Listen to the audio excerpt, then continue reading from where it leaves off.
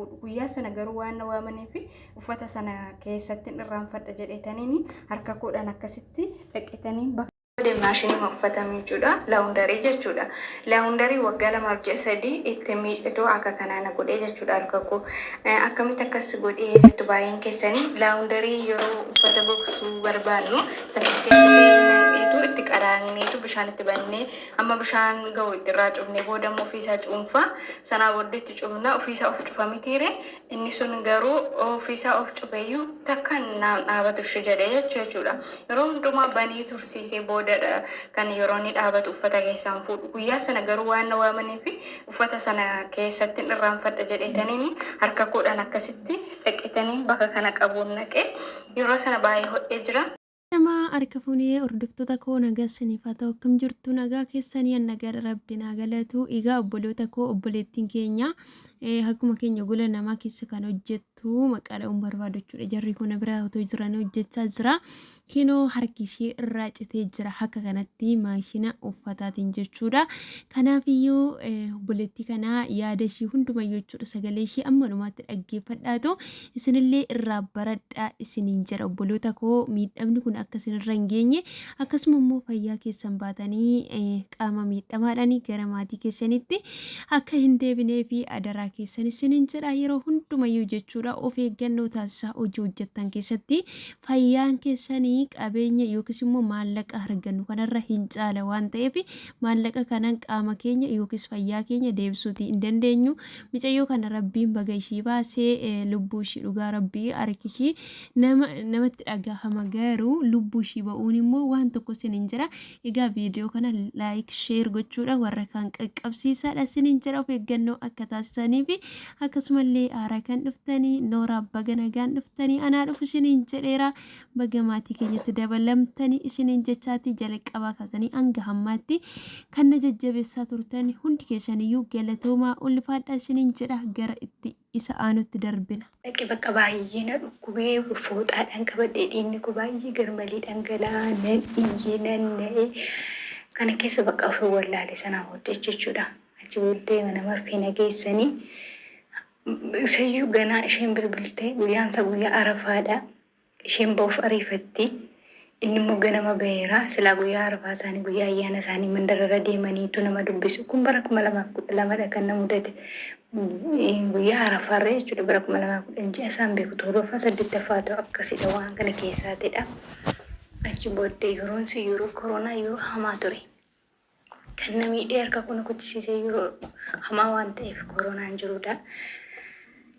Achi booddee dhufee fiigaa dhufee mana marfee nageessanii mana marfee san jalqaba nageessanii akka buufata wayiitti nageessanii iddoo sanaatti bakka baay'ee nahanii xiqqoo mana yaalanii qorichatti na goggodhanii ashaqsiisaniitu bakka biraatti na dabarsanii. Riferiidhaan bakka biraatti daddafanii yeroo na dabarsanitti iddoo hospitaala guddaa sanatti immoo ID gaafatanii.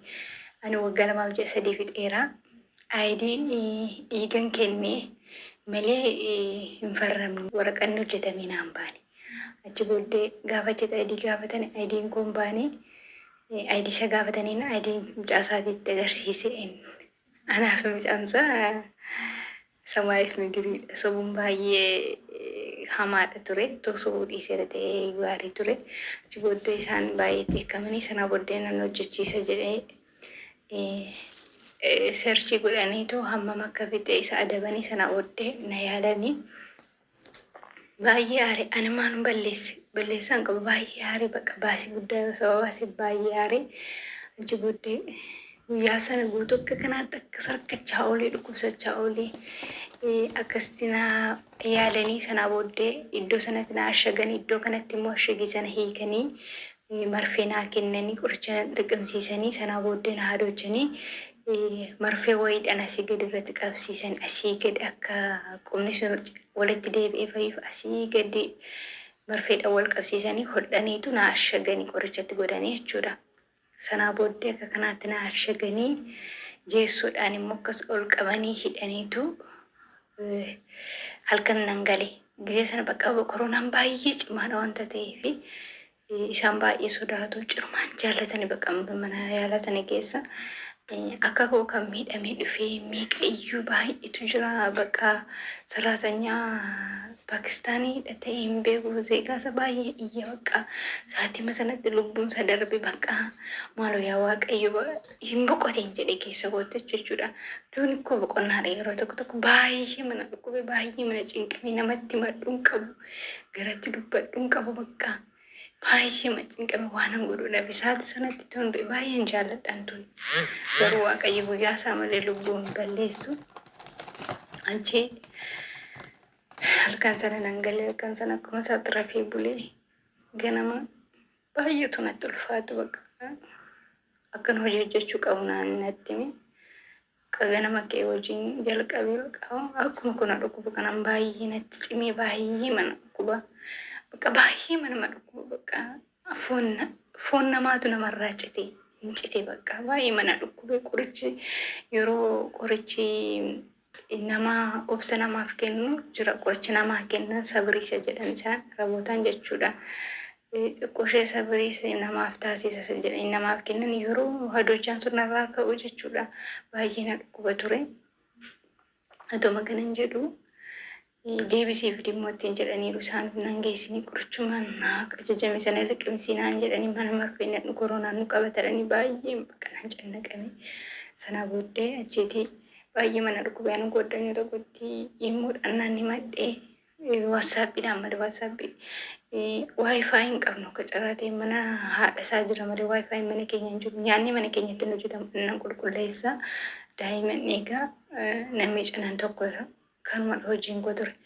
Achitti booddee hiriyoota kottan sagalee godhadhe footoo kaasee ergeennaan bakka baay'ee naanii baay'ee waaqayyoon isin haa kadhachaa turanii achi booddee nan dadhabee umarratti gaafa dadhabee jedhu jeessuun sun jechuudha.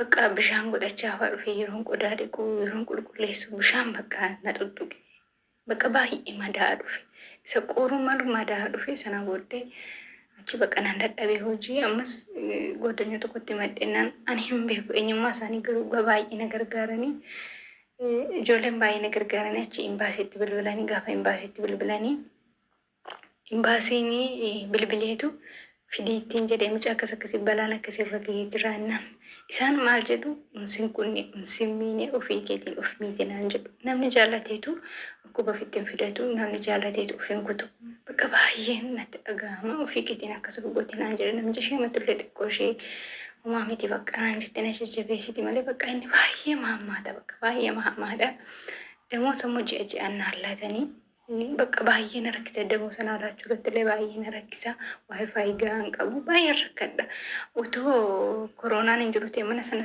jechuun barbaaduun ture kontiraata fixeenaan ba'an ture damoo sadii irraan qaba har'aan sii gasha boran sii gasha jedha baay'ee na rakkisa ture achi booddee imbaasiitti gaafa bilbilanii imbaasiin isaanitti bilbileetu fidaa jennaan mana marfee na geessisaniitu mana marfee gaafa geessanii bakka inni mana marfee baay'ee iyyanii bakka baay'ee naanii ajjeesa koo dhandhasha babbagosu jalqabeeraa irraa cituu qaba jedhanii narraa kutanii wanni magaddisiisu baay'ee waan ulfaatu yaadachuuf illee guyyaa sana giseenarra yaadadhu namatti fakkaatii na dhukkubaa harka goguun jechuudha. Achi booddee kana ta'ee harki goguun yeroo sana narraa citee bakka na fuudhee galee baay'ee na dhukkuba.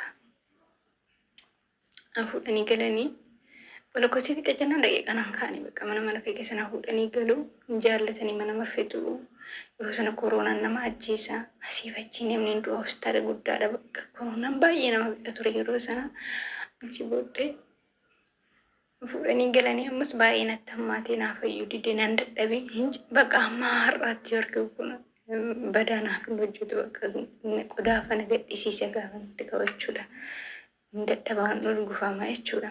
Achi booddee ammas ijoolleetti madheenaan ammas imbaasiin bilbile isa dhumaa ufnee fuunu poolisootaan ufnee fuunu fiddattiin jennaan bakka dhufee akka maraatu godhata sila gaafa oofu makiinaas bakka baadiyyaa isa keessadha ammotti kanaan hojjechaa ture Dubaayii kana Raasikeemaa jedhama bakkisa baadiyyaa waan tokko kan hin jirre jechuudha. Bowwaa barahaa keessa gaara malee bowwaa gaara malee waan tokko waan ta'e jiru hin jiru achi booddee bakka achi akka damoosa konaan laannillee ofii isheetiin of kutte naan jedhee achi na geesse maal gootuu fi ofii isheetiin of kutte nuti waan ishee goonee hin qabnu jedhee bakka isaanitti mi fuudhiin galaa yeroo karaan banamu isheen gaggeessa rakkina hin qabu ammasittiin immoo hojii isin hojjettu jedha gaafa na fuudhatee manatti yoo galee immoo akkana hojjechisu waan beekuuf nan dide achii warreen baasisiin didanii bakka damoosa ishee laattaa fi tikkeettiin kuttaa fi biyyatti agaltu jennaan ishee jedhee galee guyyaa sana jechuudha.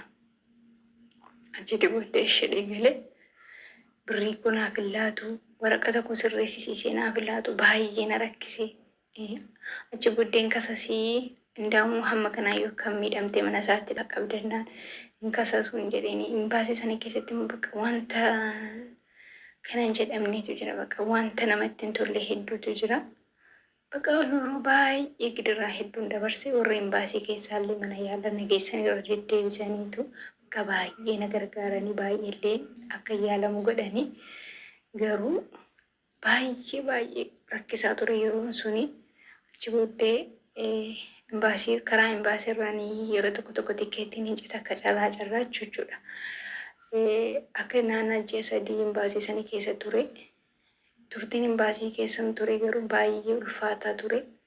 Baay'ee bakka baay'ee imbaasii keessatti wanti nama mudatu wanta hedduutu jira. Bakka baay'ee ulfaataa yeroon imbaasii sana keessatti wanti imbaasii sana keessatti argamu wanta namatti hin tolledha. Bakka ijoolleen dhukkubsattee daandii gubbaa irratti gatamtee dhuftii bakka wanta ulfaataa ture. Bakka baay'ee wanta rakkisaa ture dhugaa waaqa kana jedhee kanan dubbachuu hin dandeenye. Wanta badaatu ture garuu waaqayyo kana keessa na dabarsee har'aan nagahee gooftaaf galatu amma garuu jechaan jira. Ilaamee obboloota koo dhugaan siniin jedha damoosa keessan jedhan dabarsiina.